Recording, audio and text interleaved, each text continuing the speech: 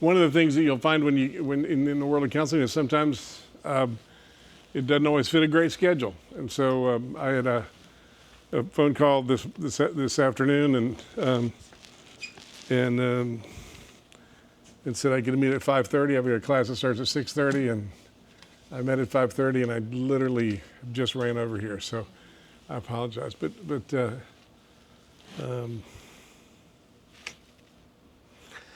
what a broken world we live in. I mean, what a broken world. I think God has left us here, but partly because of the brokenness of it all. So that, I remember when I first became a Christian, people would say things like, "You're his hands and feet," and I'd go, "He can get better hands and feet than me," which is true. But I think one of the privileges that we sometimes don't take seriously is that when people are struggling, they ask two questions. If you kind of boil it all down, is God good? And is God going to show up? And they'll ask it in different ways. There's 1,000 ways to ask that question. But is God good, and is God going to show up? And one of the great privileges of being a Christian is that you get to answer that for somebody. When people are in crisis, their brains work differently. And some psychologists call it flashbulb memory, and what they mean by that is that the memory gets it's actually stored in a different place of the brain. And so people will remember those moments of trauma. And if someone who knows Jesus shows up, you'll permanently be placed in their memory bank in a way. I mean, I don't remember what I had for dinner last night. However, I do remember Morris Bagwell. I'll tell a quick story. I told this to the elders one time, but Morris Bagwell is the worst the worst preacher who's ever lived. I mean, Morris was a Pentecostal preacher, and if you know anything about Pentecostal preachers, their goal is to change the sermon right beforehand because God told them something. So every single Sunday, Morris would show up at church, get in his office about 4 a.m, and wait for God to tell him the new thing he was supposed to say, as opposed to what he'd planned to say, so that he could start every service by, I was going to talk about 1 John 3:2. However, this morning, as I was sitting there thinking about this time, God gave me, and I just want to tell you, maybe God just didn't give him much creativity or whatever, but his sermons were horrible. And and this is back when remember when the computer paper had the little dots in it, remember those old days? He would come up to the pulpit with just a ream of that stuff, because he hadn't thought about his talk yet. He hadn't planned anything. He had just, God gave him 1 Corinthians 4:7, and so he's just got all this data on that, and he'd get up there and he'd just ramble, and you'd see him pulling paper, and I think, oh Lord, if this really is you intervening, you could have done better. I mean, it was just, he was literally the worst preacher I've ever sat under. I mean, I'm sure I've heard worse sermons, but in terms of ones that I worked, and so so anyway, Morris Bagwell, and you will never hear his name again until heaven. And he wouldn't have made any, he wouldn't make any highlight reel of anything when it comes to ministry. When my father passed away, my dad, I still don't know if he was a believer. Probably by what I understand, he wasn't. And so when your dad dies and you don't know if he's a believer, what are your questions? Is God going to show up? Is God good? So my dad was dying with Alzheimer's and all sorts of other things. He smoked his whole life, and he was up at the old Baptist hospital back before, and this is probably before they had hospice, or at least they didn't have it at that time, so he would have been given over to hospice at this point. And I would spend the night at the hospital playing my dad grew up fairly poor in the Old South. His father died when he was 15. His brother died a little bit later. And when I became a Christian, I told my dad that he's been wrong all his whole life and how he needed to follow Jesus. And he said, well, I don't like church people much. When my brother died, I remember at the funeral, the pastor said, don't go to hell like this man. You follow Jesus. And so my dad wasn't a big fan. But I knew he'd heard old gospel hymns and stuff. So I used to sit, and I'm really dating myself here, but with a cassette player in his hospital room playing.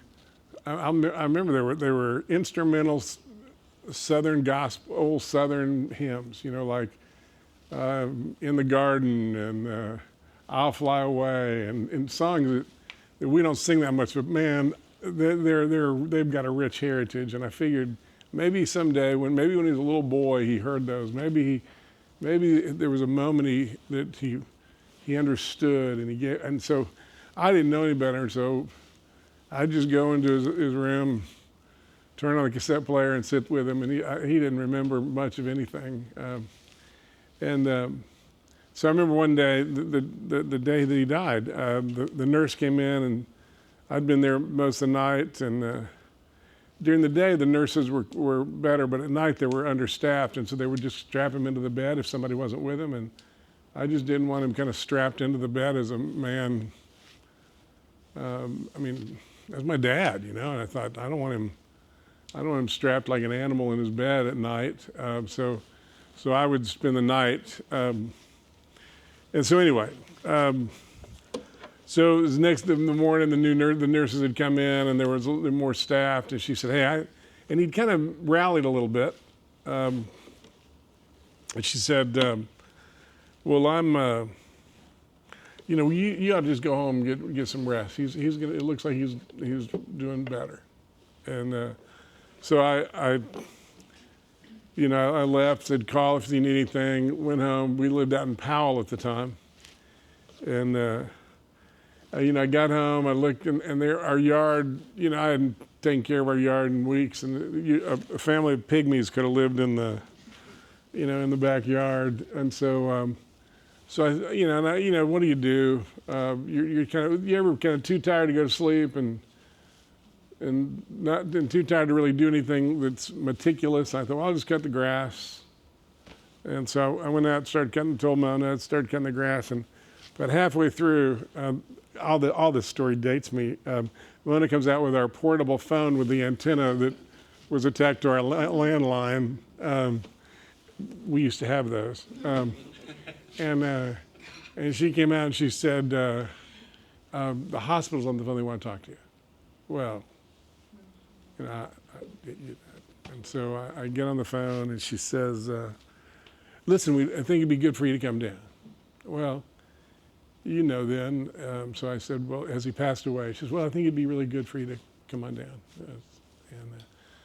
And he'd passed away. So I hung up the phone, told Mona, left the lawnmower in the row, the half-cut row, changed shirts and headed down to Baptist Hospital. And the last thing I said to Mona as I was leaving the house, I said, hey, call Morris and tell him, that my dad's passed away. And so about an hour and a half later, Morris Bagwell in his three-piece suit, the vest and the stripes, and because I don't think I ever saw him without a tie on, because a preacher should always wear a tie. I mean, he'd probably bring Seth down and say, Seth, I got none of these little knit shirts anymore. And he showed up, and he was, gracious, and he talked about the funeral and helped. He was just there. And in the back of my mind, there's, I can see Morris coming down the hallway. There's, and so my question in crisis was, is God good? Is God going to show up? And is my dad a Christian? And now his life is in, maybe our lives are always in God's hands, but in that moment, I knew that it was way out of what my little cassette player could do. And the way God answered that prayer is he showed up in Morris. And I will forever remember the scene of my dad's death with Christ being present, showing up and being good because of Morris Bagwell. So I mean, I drove home after I drove home. There's a red cooler on our front porch full of food that his wife had brought, and my yard had been cut. He came over, cut my yard before he went to the church. And he's the worst preacher I've ever heard, and maybe the best pastor I've ever known. And what you ought to know about that story is that's the privilege, you know. So I had a professor, someone say, be the last guy to leave the funeral. You know, don't just stay there. Just wait. You know, you don't know what role you'll end up playing in somebody's life. And so ever since that experience, I always take crisis seriously, but I probably don't plan time well around them. I probably should have said, I'll meet at 5 and make it here by 6:30. So all that to say, I do apologize for your waiting. But I think it was important. So tonight, we're going to talk about some things in a way very differently than both the psychological community talks about it and the Christian community talks about it. I'm going to talk about a category of people that have what the psychological world would call personality disorders. Now, the truth is, all of us have personality disorders. But that's true. I mean, almost all of us have personality disorders. And there's different personality disorders, like you know, the person, the narcissistic, the histrionic personality disorder, and that's the person who's always real dramatic. You know, I mean, you know, there's always drama, but they're not. If they go to your church, you'll be okay. I mean, you know, they're just kind of dramatic. Then there's the kind of the person who's just the odd, quirky person, and there's different types of personality disorders that go with that. There's the very dependent personality disorder. You know, that sort of person. It's like it's like they help me always. They're very dependent. They can be annoying, but they won't destroy a church. They won't mess up. And if you don't kind of know what you're dealing with, it's okay. I mean, you'll know pretty quickly. There's not enough of me to fix all the things this person wants fixed, right? But there's 2 personality disorders that are listed that you ought to be aware of, because I've seen them split churches, I've seen them tear down ministries, and I've seen them really, and the reason is the people didn't know what they were dealing with. And so,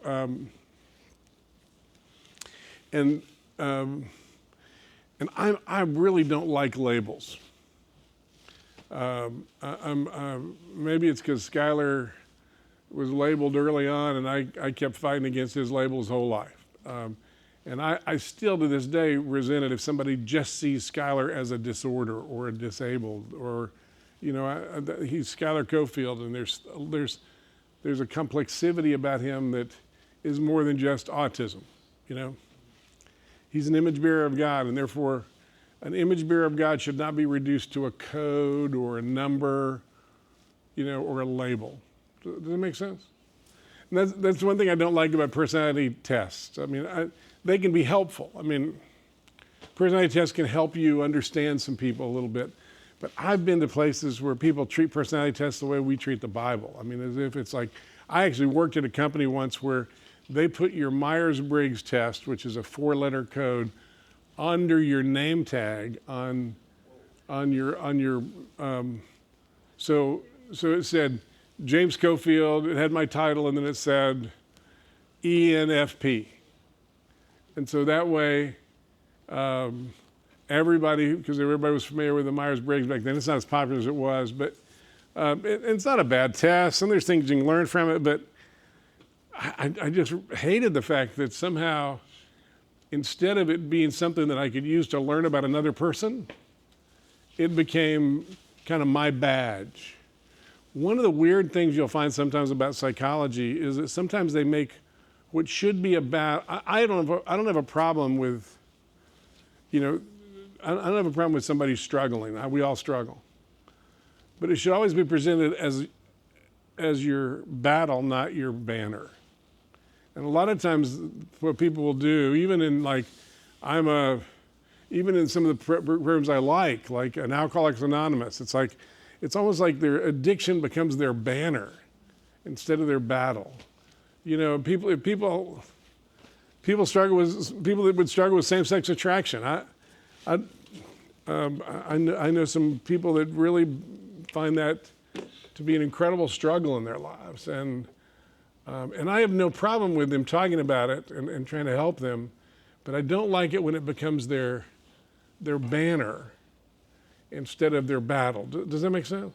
And sometimes the way we use labels, that becomes kind of a self-fulfilling prophecy. Well, I'm just and I hate it when we give people that are adolescent or lower labels. I mean, because it's like you tell a kid who's trying to figure out who am I, and you go, well, and I'll have people all the time come into my office and say, well, I'm this or I'm that. And I always play really stupid, and you should too. When somebody gives you a label and say, well, I'm codependent, or I'm borderline, which we'll talk about in a minute. So what do you mean by that?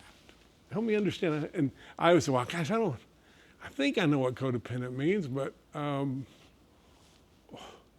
by the way, the best counselor, if you want some good training in counseling, if you want some of the best training you'll ever get in counseling, go to one of those old TV network things that play old TV shows and watch as many episodes as Columbo as you can. Now, a lot of you have no reference behind that. There was an old TV show. I would bet it's 50 years old, 40 years old, don't you think? But he was a detective, and everybody thought he was just wearing this frumpy clothes, and he would ask questions all the time. He'd go, help me understand. Well, and at first you go, this guy doesn't know anything about anything. But he's just kind of curious, and people confess to him all sorts of things. And by the end of the show, he solved the biggest mystery in the world. And it's great counseling. It's like, I don't know, but so, but anyway, so leave there, watch Columbo, and you'll be a better counselor. So whenever somebody comes into you, or you're sitting with coffee and somebody says, I went to a doctor today, and they said that I have, always just kind of scratch and say, gosh, I've heard that term before. What do you think it means that they said you're bipolar?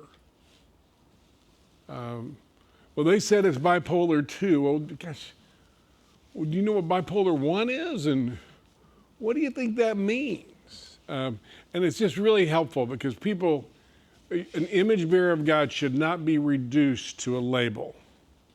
They should not be reduced to a code, or they're a golden retriever, or they're an aardvark, or they're, right now the big one around, and you may not know this, but the big one around Christian world now is the Enneagram. And so people are, and I know people, I love your reaction to it. So you really like the Enneagram, huh?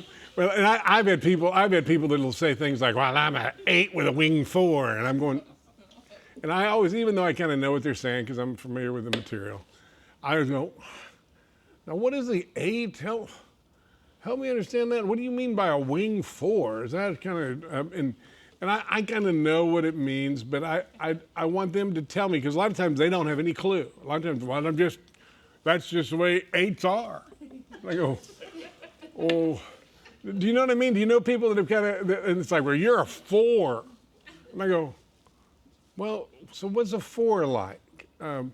But anyway, and again, I don't think those are horrible, except they're just used the wrong way. The reason, I mean, the reason from a Christian perspective, the reason I should know my wife's, it's more important that I know that my wife's tendency is this way so that I can love her better versus, hey, here's who I am, so just get over it. You know, I think for most of my marriage, I was the big bump sign on the road when it says, you're about to go over a bump, or you'd think eventually the people would fix the bump, instead of just here's a sign, I'm a bump, it's like, and so for the first many years of my life, I would, because I was familiar with all these tests, I've given all these tests and stuff. I would, I basically treat it like, watch out for the bump. I'm a ENF this, or that's just the way NFs are. We are hard on ourselves and we're idealistic. And it's like, we're more than that. We're image bearers of God, created with his thumbprint in our very design. So having said that, now I'm about to say something and you're going to go, well, Coffield, I think you just contradicted yourself. I'm going to give you two labels that are used in the psychological world to describe types of personalities that I think you need to be very mindful of and very careful of.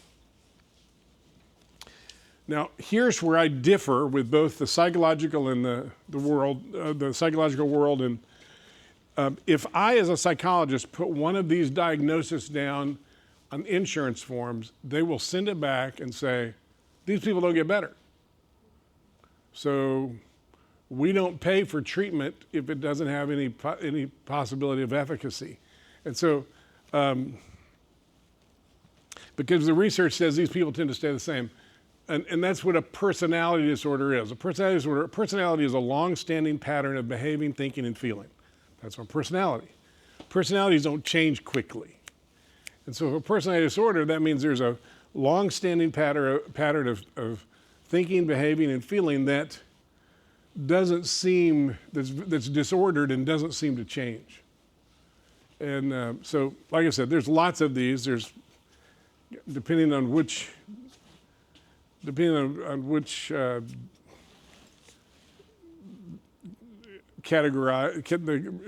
DSM, which stands for the Diagnostic and Statistical Manual of Disorders, depending on which edition of that you look at, there's probably 8 or 9 of these in most of kind of personality disorders. Most of which will, most of those personality disorders will be things that that you've heard, but they're not going to impact you. If you're just going to try to care for people,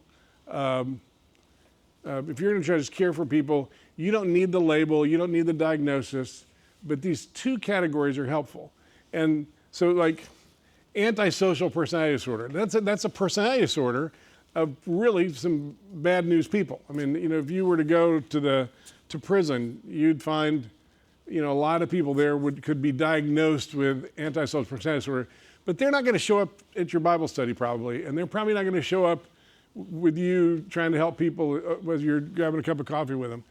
The two times the categories I want to just talk about with you tonight are people that if you don't know what you're dealing with, you're going to find yourself caught up in a really whirlwind of mess. So the two personality disorders, we're going to kind of go through them with a little more clarity in a minute, would be, and you've probably heard these before, narcissistic personality disorder and borderline personality disorder. Now, first of all, I want to tell you that we're all on the continuum with these things. First, we'll talk about borderline personality disorder. Borderline personality disorder is a disorder that, well, before I talk about the disorder, let me talk about how all of us have a little of this in us. Everybody in this room wants to be loved and doesn't want to be hurt. The deepest longing in us is to belong, and so all of us, none of us want to be hurt. I mean, all of us want to be loved. And if you're ever with a child, if you're with little children, they have not been hurt by trauma or struggle yet, so it's almost 100%, I just want to be loved. I was with my grandson Cedar all weekend. That wasn't in church this morning because I'm a pagan, and we went. I think there's a name for it, glamping, where it's kind of not really camping, but it's camping for a guy like me. You know, it's as close to camping as I'll ever get. But they were these, and I'm going to use the wrong yurts. Yurts. That's it. That's right. So we rented 3 yurts, which are really just big tents, except they had air conditioning. And so we rented 3 yurts next to a stream in the Smokies, and so you had my son and his wife and their baby Cedar, and then Kim and her family in one, and then Mona and I in the other. And so we had gracious people help with Skylar here, because if Skylar had gone, then he would have been the entire focus of the entire weekend. And because he wasn't, I spent a lot of time with a 3-year-old, and he's not afraid yet that he's going to be hurt much. And so he's almost all just love, love, love. But the more trauma, the more struggles, the more disappointment, and disappointment's inevitable in a fallen world. God never intended human beings to meet all your needs, and so eventually you begin to be more cautious.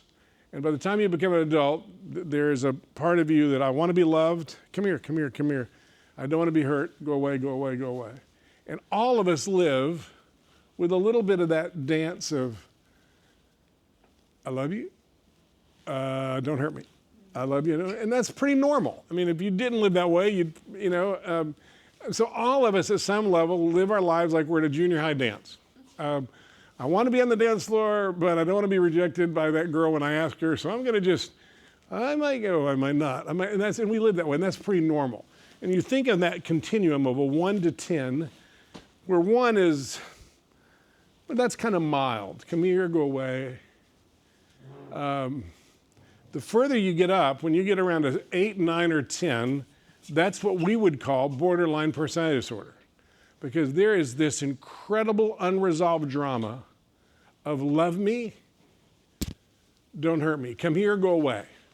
And so the way that you know you're dealing with somebody with borderline personality disorder is that there's always unresolved drama that is always pulling you in, and once you get pulled in, they start pushing you away. And once they start pushing you away, since you're kind of a normal person, you try to draw them back in, and as soon as you try to draw them back in, they'll come back in, and then they'll push you back out, and it's exhausting, absolutely exhausting. And so, and by the way, just a little history, borderline personality disorder the term borderline doesn't really fit it very well. Back in the old days, there were only 2 disorders.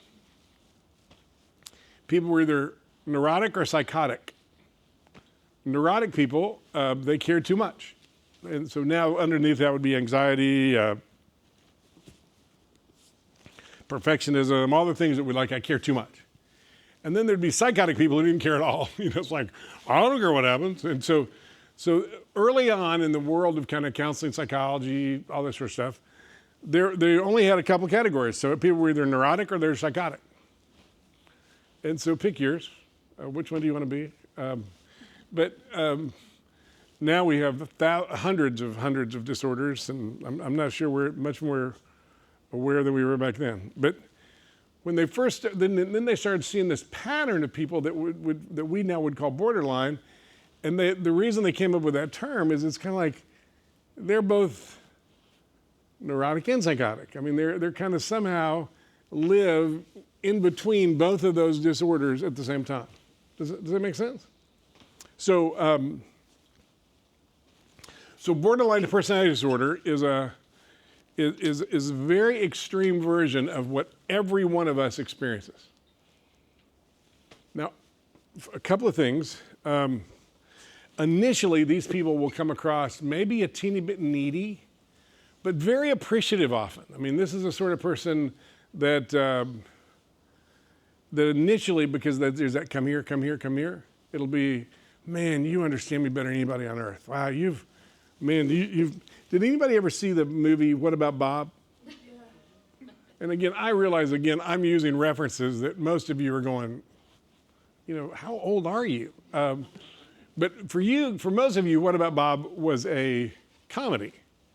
For me, What About Bob is an absolute tragedy. I mean, I've had many a Bob show up in my office before, and it's like, you're the best person who's ever lived. And then it's like, I hate you, and I'm gonna kill myself if you don't call me right back. And it's like, how did I get caught up in this drama?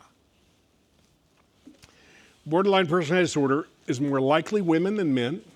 The next one is more likely men than women. So, but not exclusively. There's men that can be borderline personality disorder as well. But it is a person that that will draw you in, and once you're drawn in, will begin a dance because they'll try to get real exclusive with you. You're the only person that can help them. You're the only person that can talk to them. You're the only person that understands them. And so they pull you in, and then you are off to the races. Now, do I think God can save and help these people? Yes, I do. But not by you alone. This sort of person needs more than just one person involved in their lives, because what they will demand is one person taking care of them. Now, as you know, we started Renew Clinic here at this church, or we helped start Renew Clinic, at the opiate clinic downtown.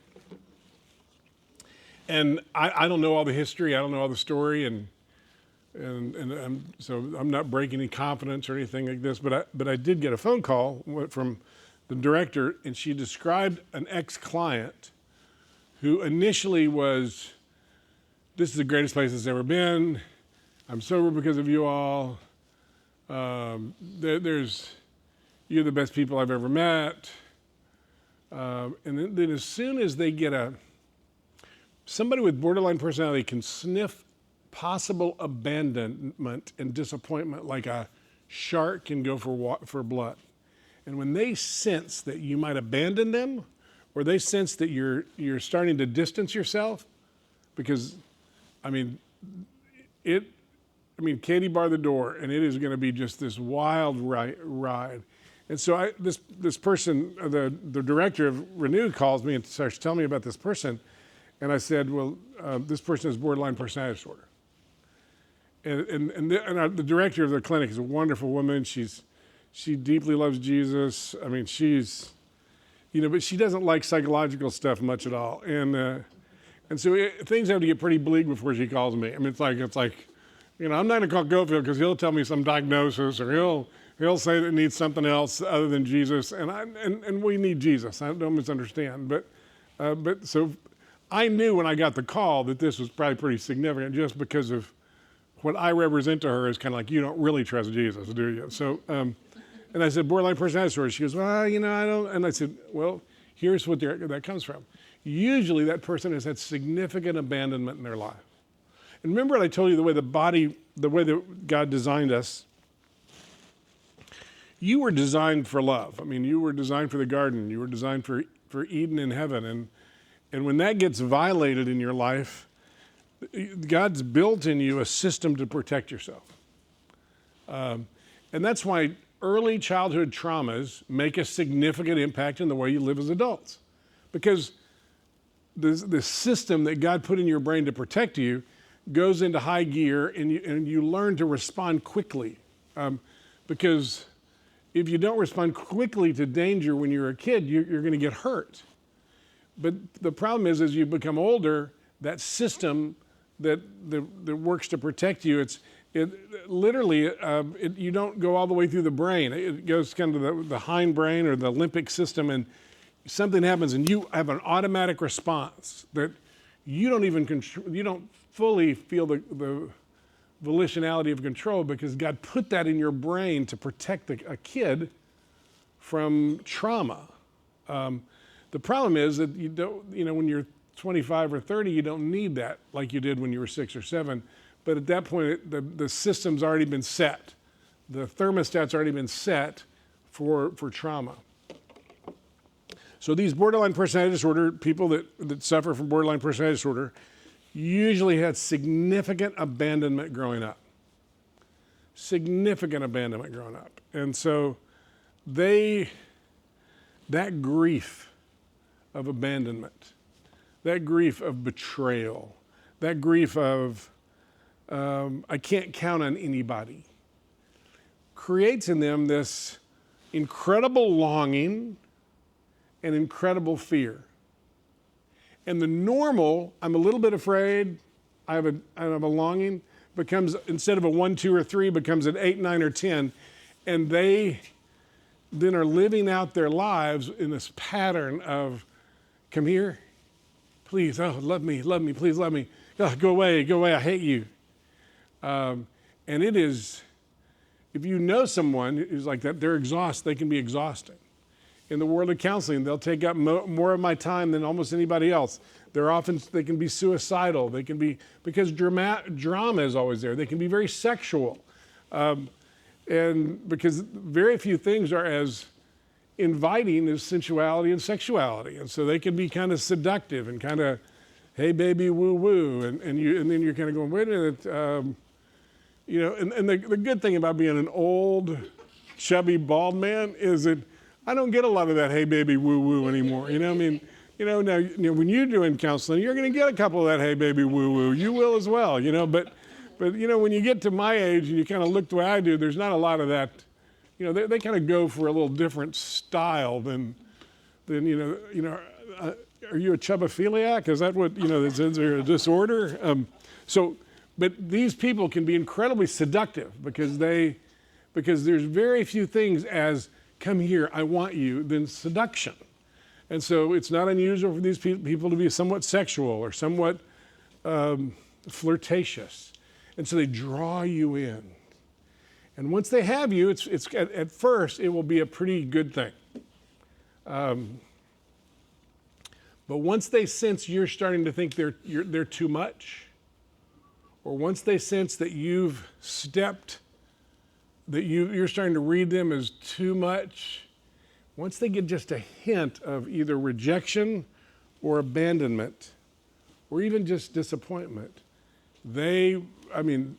all stops come off, and they begin to pull away, and then they often will use guilt and shame to kind of bring you back in, but then they don't want you, and you're left with.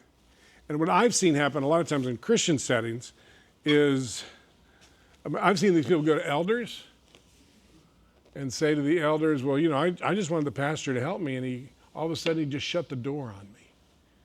And the pastor was probably doing the right thing, but he didn't realize what he was dealing with at first. And if he had realized what he was dealing with at first, he would never have been the only person helping that person. So borderline personality disorder, it's a disorder that ultimately has to do with abandonment and the fear of abandonment, which all of us have. These people have it at a 9 or a 10. And it is, I'll tell a story. And I'll change enough of the story where even the people that it happened to probably wouldn't even know it was them. There was a Bible professor in a Midwest Bible college. Okay, so that's kind of, I just gave you a detail that includes about 60 places. So we're probably still okay in being anonymous. And his daughter brought home a girl from the dorm floor for the summer because she couldn't go back home. And this girl had a pretty dramatic history with relationships at the little Bible college in the Midwest, and she came in this home. And this Bible professor, good guy, pastor to church, really, really decent guy. Well, this girl started confiding in him. And started saying things like, well, your wife doesn't even understand me. You're the only person who understands me. Your daughter was helpful, but she does. And she drew him in, not because she's evil. I don't know that there was even any malice involved. She's desperate at a soulish level. And she drew this guy in, and whenever he started to try to get some distance, it was like, well, I thought I could count on you. I thought you were a real Christian. I thought you were the person that would really help me. And so then he would kind of step back in. Eventually, eventually she got pregnant with his child. Decent man, as he should, lost his job, lost his family, lost his credibility, brought embarrassment to the kingdom of God. And most of it is he didn't know what he was dealing with. I think if you'd said to him at the very beginning when the girl came home, this is a very needy girl that is going to pick one person in your family to draw them in, and you need to be real careful. I think this story would have ended differently. So I've seen someone with borderline personality disorder go before elders and complain. I've seen them tear up a small group because you can imagine they're gonna single out somebody in that group to be that person. Coaches will sometimes find a player that they really care about that's maybe from a very difficult background that they start to help, and then it gets kind of weird somehow, and it's like, I was just trying to help. So that's borderline personality disorder, and that person can get better if they're aware of what they're doing. If they can be aware that their strategy of I'm afraid, and they can identify that they're afraid, and they can see what's causing it. But that takes some level of what we would call metacognition, the ability to think about how they think. And that's not true for some people. So does that make sense? So what's your tell? What's the tell of a borderline personality disorder? Unresolved drama. First thing I'd look for. I mean, if there's just always unresolved drama in this person's life. Second thing I would look for. And by the way, the fact that most of you in this room right now are going, is that me? Is that me? Tells me that it's not you. Somebody who has borderline personality disorder, this is not them.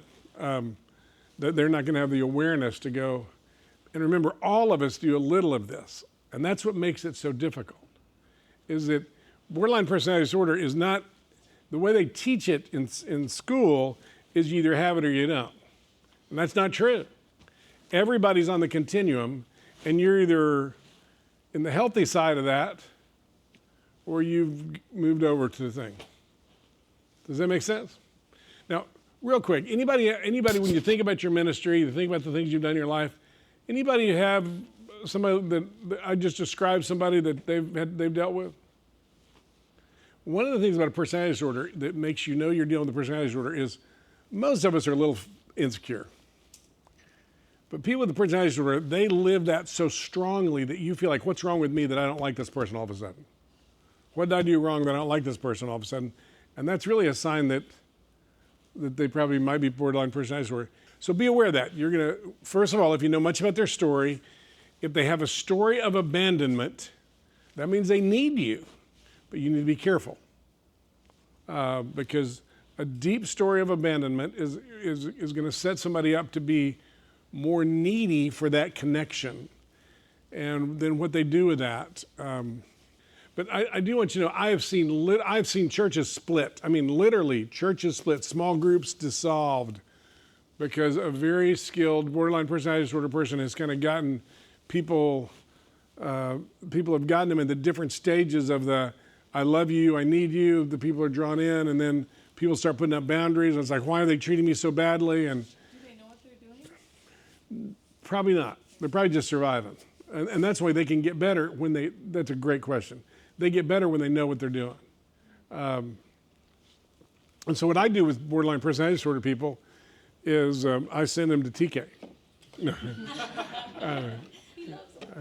them. What I do with them is I tell them what's taking place between us. Matter of fact, one of the most powerful things you can do as a counselor is not just deal with outside data, but deal with inside data of what's taking place between you and whoever you're talking to. It's the here and now reality. And so I'd say, here's what I'm feeling, here's what's going on, and I'm not going to run from you like a lot of people do, but I'm not going to run toward you either. just going to stand right here. But they will test you. And I always try to get other people involved. I said, well, we need to get some other folks involved in what we're doing. And so, because I'm not going to handle it by myself. Yes. Can it be malicious? Yeah, it can be. It's usually just survival. It's just the way they learn to survive. Is they wanted so badly to be loved, they've learned some strategy to get love, like seduction or helplessness or being real flirty or they've learned some way to get attention, and then they're trying to get that, and then it still doesn't work all the time. So then they pull back and they start doing the dance. So it's not usually malicious. And if anybody in here is going, oh, that's my husband or that's my wife, no. The purpose of this is not to kind of go, oh, this is just kind of to give you a basic, I'd hate for the conclusion of this class is 20 marriages were, because everybody got diagnosed by Coffield. What I would love for you to develop as a good discipler, counselor, friend, is you need to develop 3 ears. You need to listen to the other person, listen to the client, listen to your friend. Listen to the Spirit of God. What's God telling you? And the third one is to listen to that gut feeling God put inside of you. Everybody has, we've talked about this once before, but everybody has a pull. Everybody has a pull. It's their style of relating that draws people in. Everybody has a pull. And that's not a phrase we use very often. But everybody, haven't you met somebody that within 3 minutes you go, oh, this person's too needy. And their pull is kind of like, please love me. Please take care of me. We've got, almost all of us have met people that immediately, we kind of feel something when we're with them and we kind of go, what? I usually don't feel that. So if you sense, and by the way, I think women, again, I'd get kicked out of the university for saying this, but I think women have a better sense than men do. I think men quit listening to that at some point in their lives. And I'll be with Mona and we'll be walking in the mall and she'll go, oh, that guy's creepy. And I'll go, we don't know that guy. That guy's just walking. She's creepy. He's probably looking at porn on his phone. I'm thinking, Mona, let's have some grace. You don't even know. He is holding his phone, but you don't know. He could be reading Bible verses, but she just has a creepy meter that I don't think's ever been wrong. Ever been wrong. And my creepy meter broke 10 years ago or 20 years ago or something. So trust that. When you start feeling something from somebody, learn to, and that's part of the reason why you need to be a healthy person, so you can trust that. If you're not a healthy person, then that goes off at the wrong time. It'll go off when the people that caused you trauma, they're similar to that person, instead of kind of a neutral, and so one of the reasons, remember, I suggest everybody ought to go to some sort of counseling in their life, kind of know their story, and the reason is not for the sense of self. That's a waste of time. You don't need to know yourself for the sake of self. You need to know yourself. You take the log from your own eye, because the delicate surgery of getting the splinter out of somebody else's requires you to see pretty clearly.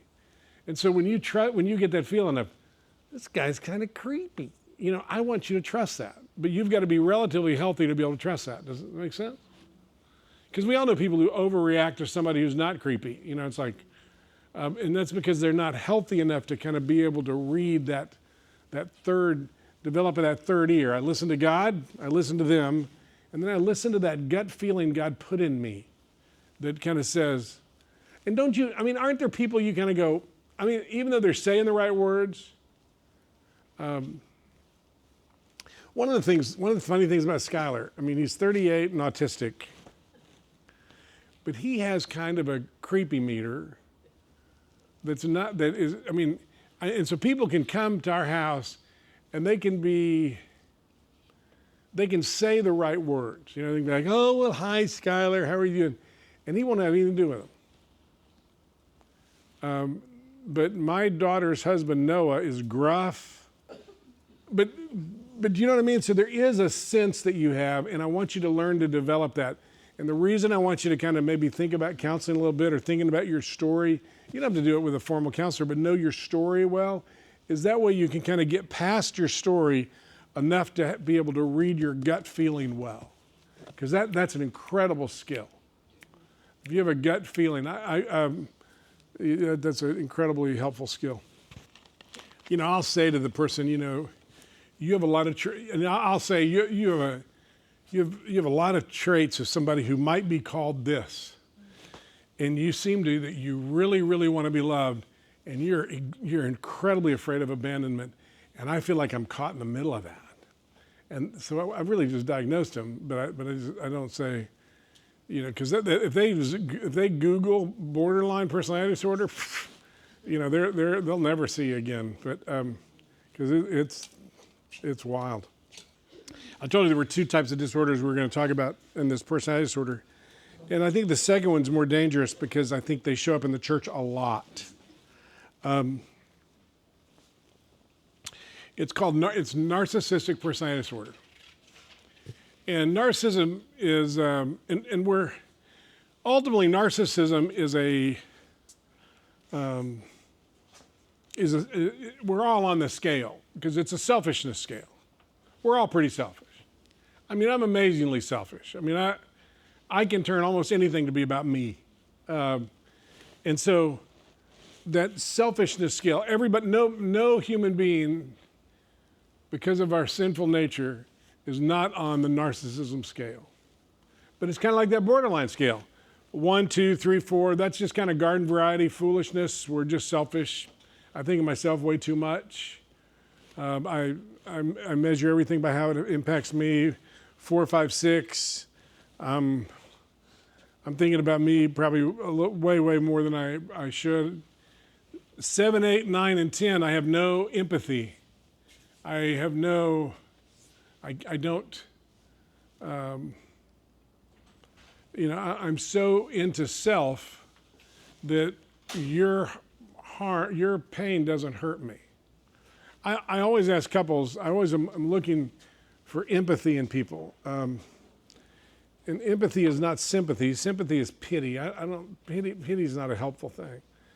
But empathy is a sense that I can imagine what it might feel like to be where you are and that impacts me. Ultimately, what God put in all of us is enough empathy, and that's one of his, what some theologians would call the common grace of God, that because even though theologians would say we have total depravity, it's not, you're not as bad as you could be. And that is, so there's a thin veneer of civility that kind of keeps society from falling apart. And it's this thin veneer that says, hey, basically when you hurt, it bothers me. Because if your hurting doesn't, if I am capable of being callous, if I'm capable of being callous and unaffected by an innocent person hurting before me, I'm capable of evil. That's why, when we see people that are children that are cruel to animals, we say, you don't do that. You don't kick the dog. Why? Because I want to teach my children that someone who can't protect themselves, somebody who cannot save themselves, somebody who cannot defend themselves should not be afflicted with harm for the whim of it or for the fun of it, because it's not fun to do that. And so you want to develop empathy. And people without empathy I get nervous about people without empathy. And that's the tell of a narcissist is they have very low empathy, and it's always about them.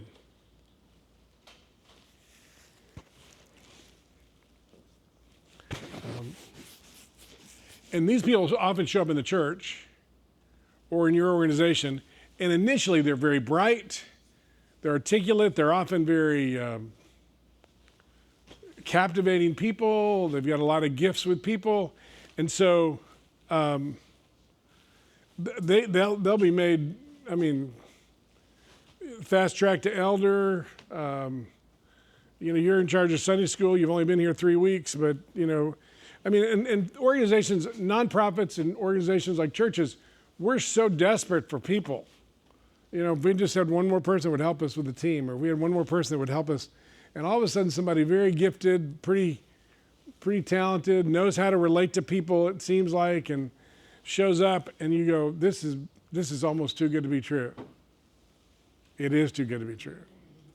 And if anybody, don't put anybody into a leadership position in an organization until you've had a time to kind of look at their history. Narcissists, in the wake of their lives, there's relational carnage. Now, I realize that I'm going to get in serious trouble with what I'm about to say, and I think probably all politicians are narcissistic. I mean, somebody, when Hillary Clinton and Trump were first going against each other, somebody said, well, I think, and you could have picked either one, that said, well, I think they're narcissistic. And I think they're both narcissistic. I think they both don't seem to show much empathy when other people are hurt. Both of them it always seems to be about them. I don't think that's any different from Biden or Trump or Harris and Trump. I mean, I think most of the people that kind of feel like they're capable of running the world are probably narcissistic. But for just a moment, you might like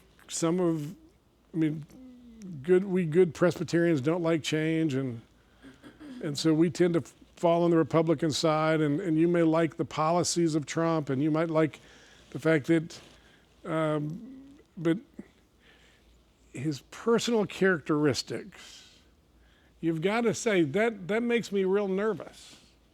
It makes me nervous that he'd make fun of a disabled person, or that he would call John McCain a loser because he was a prisoner of war. It makes me nervous when it seems to, be all about him. And you want to go, wait a minute, if you would just stick to policy, don't worry, nobody will ever ask me to run a political campaign, but if I were advising the Republican side today, I would say, quit sounding like a jerk and just show the price of gasoline, the mortgage rate, how much a bag of groceries cost now and then. Show a picture of those people hanging on the airplane in Afghanistan as the plane was taking off, falling onto the ground, and say, this is what I'm running against, and quit saying stupid stuff about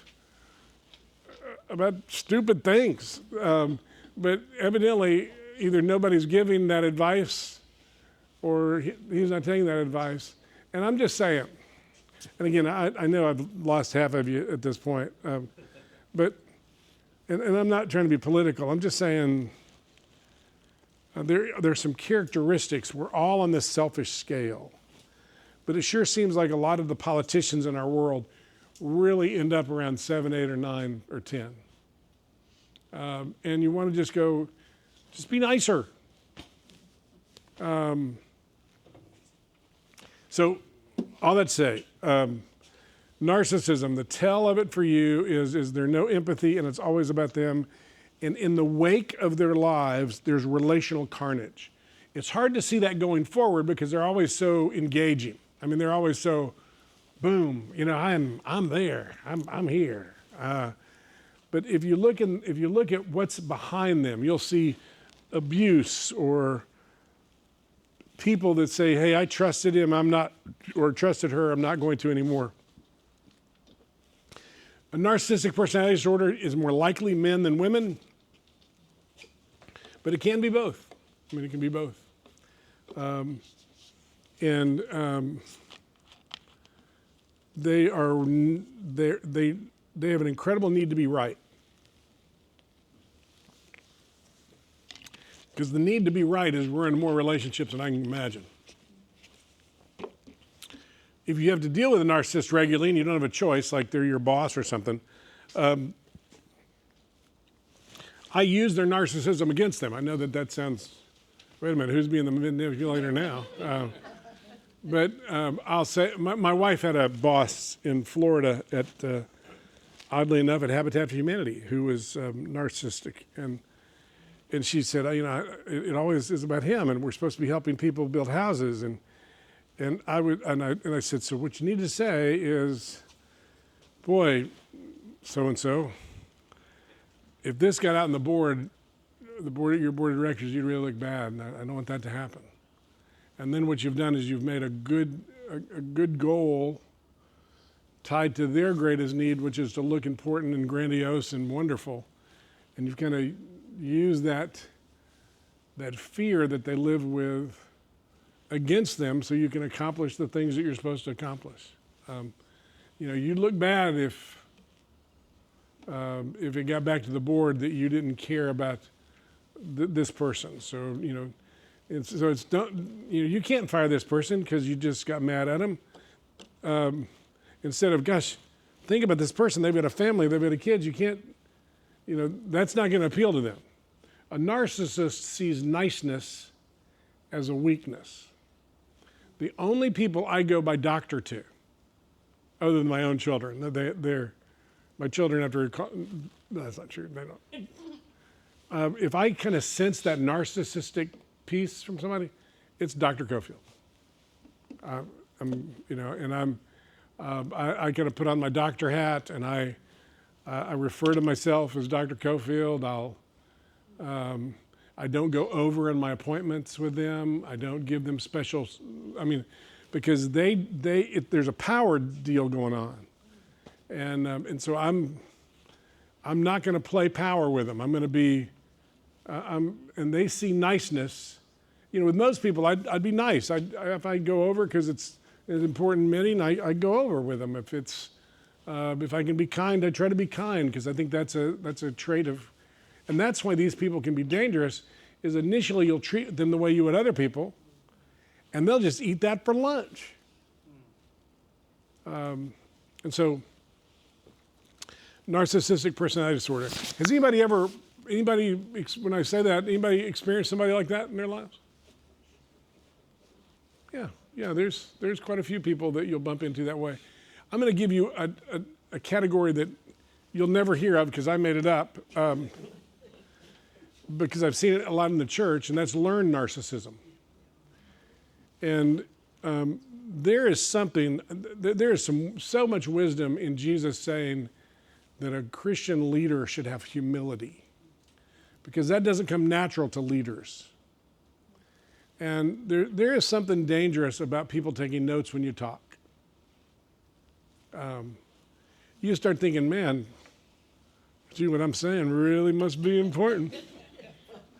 And I come home today, and my family didn't take notes when I said, I think we need to clean up the kitchen. And you start to believe your own propaganda a little bit. And because of where I was at RTS, and I ended up meeting a lot of Christian leaders, people that have written, people people names you'd know. And I was surprised. Some of them stayed humble, but many of them got pretty full of themselves. It's almost like I'm staying at what hotel? Well, you're staying with everybody else at the Holiday Inn Express. It's like, well, that's where we're all staying for this conference. It's like, is there not a something or other nearby that I could stay? And it's like, well, not really. We don't have it in our budget to put you in a $350 room a night. And it's like,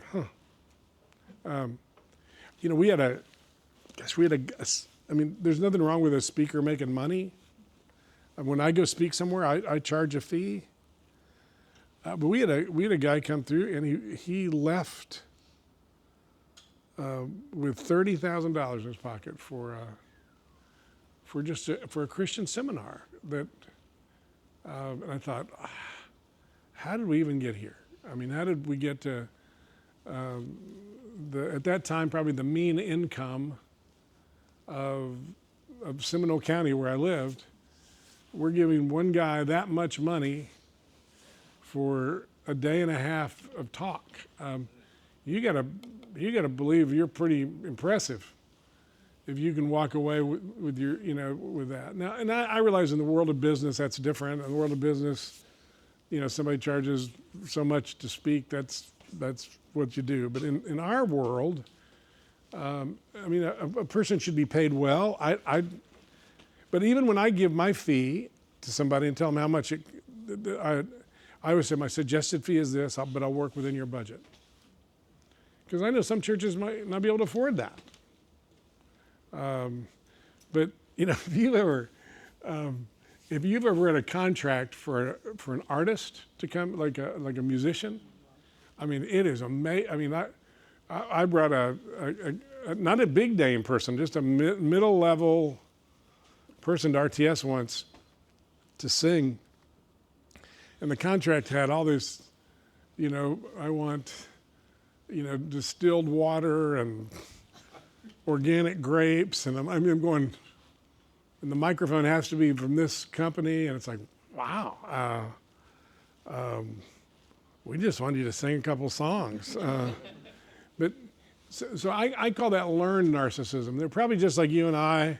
They just started out garden variety selfish, just like you and me.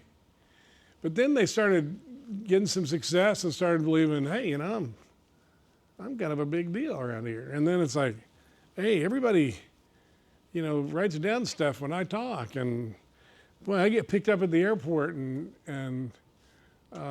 get shuttled to places, and before long it's like, you're so lucky to have me, and you go, well, that sounds nothing like Jesus when he talks about leadership. That sounds nothing like a leader, nothing like a Jesus that, if anybody could have done that, but instead, he's washing the feet of his disciples. What a different picture of leadership. And so those are the two personality disorders I would want you to look out for. I've seen both of those come in, split churches, cause incredible controversy, and often it's because people don't know what they're dealing with. And they don't know what they're dealing with, you now know what you're dealing with. If you start getting a sense of, well, every conversation turns back to how it impacts them, or they don't seem to be sad about things that other people are sad about, or it doesn't seem to bother them that this happened to someone.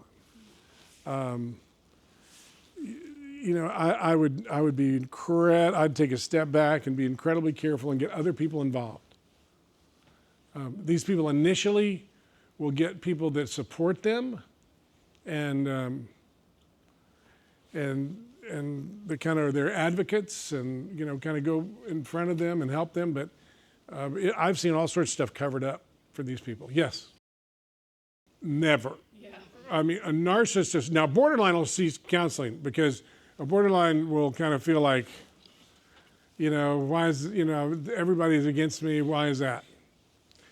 But only time I see narcissists is when their wife or their elder board says, you need to go to counseling.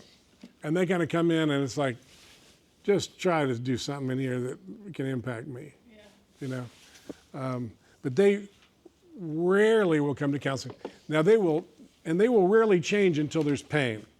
C.S. Lewis said that pain is God's megaphone to get our attention. And a narcissist eventually will die alone. And if in between now and then there's enough loss, that sometimes they can kind of be so broken that they go, I got to change something. And then they might come in for counseling, but they'll be pretty broken. And these people don't break easily. And what's really funny about them, if you know them, there's a fragility beneath them. Like they come across real grandiose, like I am the most important. But if you challenge them, it's like, how could you say that to me? I mean, how could you, after all I've done for you, how could you say that to me? And it's almost like they're deeply wounded by something that they would easily have said to anybody. And it's like, wow.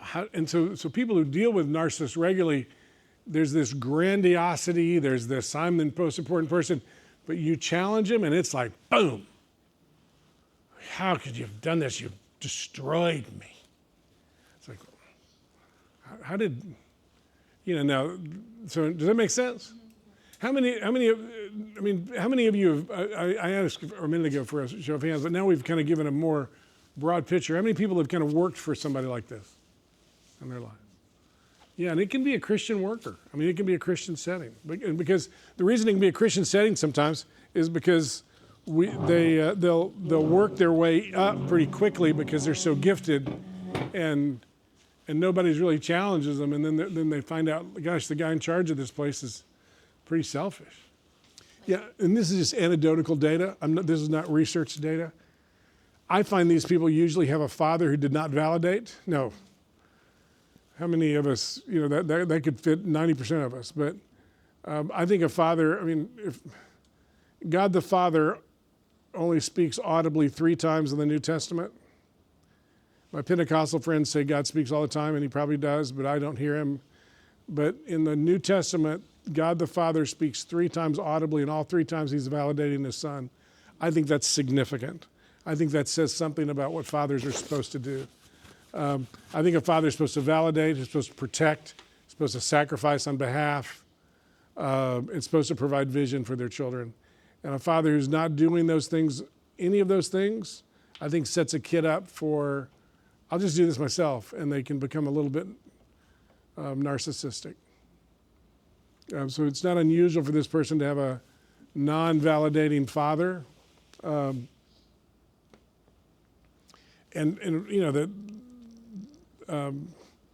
a non-nurturing mother is kind of in there sometimes.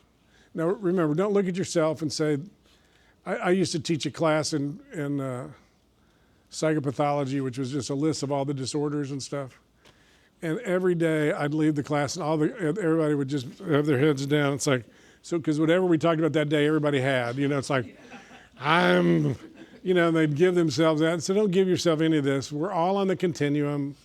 We're all selfish, but this is a pretty extreme version of selfish. This is a damaging kind of deal. A couple of questions and we're almost done for the night. Be careful. Don't become formulaic. There are lots of paths to healthy, and there's lots of paths to destruction. And I know a lot of people, I know missionaries' kids who've become drug addicts, and I know drug addicts' kids who've become missionaries. And so don't be too quick to make a formula, but typically there's a reason God's concerned about parenting. We talked about that last time when we did the class on parenting. The reason God's concerned about parenting is it does set a kid up for a direction. And so you're exactly right. Yes, question.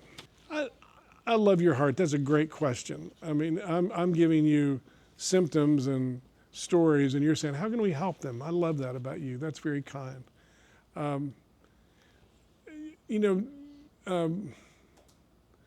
Ironically, they get better in counseling if they acknowledge their brokenness and their sorrow of their own life. But because they behave in such a jerky way, there's a way in which it's hard to want to come alongside their sorrow. Does that make sense? But I think everybody gets better if they're treated with the dignity that Christ expects his image bearers to be treated in. It's just these people are pretty stubborn, and you just need to be aware that they may not respond the way you would hope initially. If you look in the Old Testament, one of the reasons that God put judgment on the other countries or the other nations was the way they treated each other, the way they treated their children. There'd be children sacrificed, the way People say, oh, the Old Testament's violent because when the Jewish people were supposed to treat their neighbors and others with some level of grace and kindness and justice, and the people that the nations that were judged so harshly were people who treated people with no dignity, and God wants. If you don't know what to do when you're dealing with somebody, give them some dignity. Don't let them walk over you. But give them some dignity, because there is some dignity that God gives by the incarnation. The fact that God shows up gives humanity incredible dignity, because he didn't have to come. I mean, as messy as we are, he could have just said, I think I'll start over. But he promised he would never do that again. And so he shows up. That gives you incredible dignity. You're an image bearer of God. Well, even though I said they usually don't come to counseling by themselves, I would encourage them to see somebody, to see a counselor. If someone who's somewhat narcissistic has some awareness initially, that's a good sign. That means they're probably a 7 on the scale instead of a 10 on the scale. Most true narcissists have very little self-awareness. They just know how they feel when somebody doesn't do what they want, and they're very reactive. So, and if you have somebody in your life, say you're sitting here and you go, well, I'm a 4 on that selfish scale, but my spouse is a 7. First of all, be humble and know that you're a 4. And then look for some of the things we've talked about, and then encourage them to go to a counselor who kind of knows what they're doing, that is kind of aware. Because a narcissist comes across so interesting at first. They'll sucker in counselors, and borderlines. The borderline personality disorder person will. I know a Christian counselor who is a pretty decent counselor, who in the very first session with this woman, she asked for a hug at the end of the session. She said, this was so helpful, could I get it? Would you hug me? And his natural stance would be like mine, which would be that would be a pretty rare thing to do. He hugged her, but she'd been so subtly flirtatious the whole time, drawing him in. So the hug lingered. She looked up at him, and he kissed her. And now he had enough integrity to go. So he went he was doing counseling at a church, went to the elders of the church, confessed it, called the husband to that person, confessed it. He quit counseling for a season. But that's how easy it is to, if you don't know what you're dealing with, to kind of find yourself down a road that you thought, I'd never be on this road. And he should have quit. He's responsible for his actions. The guy who got the girl pregnant that was borderline, that's on him. So anyway, all that to say, well, because of insurance, most of the people in the psychological world, the counseling world, to be able to get insurance, you have to give a diagnosis. And so a lot of times the first thing all the counselors are trying to do is come up with some label that they can give the person so that they can get paid. And that's why I don't take insurance anymore. Because we live near Oak Ridge. A lot of people want to get a security clearance. After 40 minutes with somebody, I'm going to say that they're unstable in some way so that I can get paid on their insurance. That's why I don't take insurance. Plus, I'm horrible with paperwork, so that's the other reason I don't take insurance. Is they expect me to keep track of everything. I'm not even trying to get back to my house tonight, so But yeah, with that sort of person, I would just say, well, gosh, all those diagnoses, all those labels, let's just slow down. Let's talk about why they might have said that about you. And let's talk about it. So why would they have said that you're you're bipolar? Everybody's up and down at different times. So let's talk about when that was in your life. And I'm always going to try to find out as much as I can. Hey, you guys, I know I started late. I apologize for that. I'm going a little bit over. I don't apologize for that because it was your questions that made us late. So it's your fault. That's kind of a narcissistic way of dealing with it. Hey, be gentle with this information. I mean, you could start putting everybody into these two categories, and that would be a negative thing to do. But I don't want you to be, you're caring people. That's why you're sitting in this class on a Sunday night. I don't want you to be naive about what you might bump into.